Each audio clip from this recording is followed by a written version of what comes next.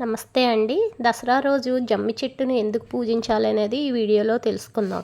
విజయదశమి నాడు సాయంకాలం సమయంలో శత్రునాశనం, విజయప్రాప్తి కోసం జమ్మి చెట్టు దగ్గర అపరాజితాదేవిని శమీ వృక్షాన్ని పూజించి ఈ విధంగా ప్రార్థన చేయాలి.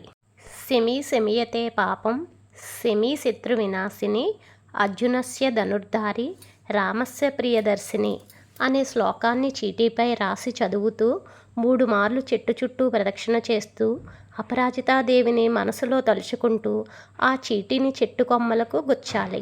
ఇలా గుచ్చటం వలన అమ్మవారి కటాక్షం కలిగి శనిదోషాలు పోయి మనసులో కోరికలు తీరి శత్రునాశనం, విజయప్రాప్తి కలుగుతుందని పెద్దల మాట. అజ్ఞాతవాసంలో ఉన్న పాండవులు వాళ్ళ ఆయుధాలు శమీవృక్షంపై దాచి ఉంచారు. అజ్ఞాతవాసం పూర్తయ్యాక తిరిగి ఆ వృక్షాన్ని, ఆ ఆయుధాలను పూజించి అపరాజితామాత ఆశీస్సులు పొంది మహాభారత యుద్ధంలో విజయం పొందారు.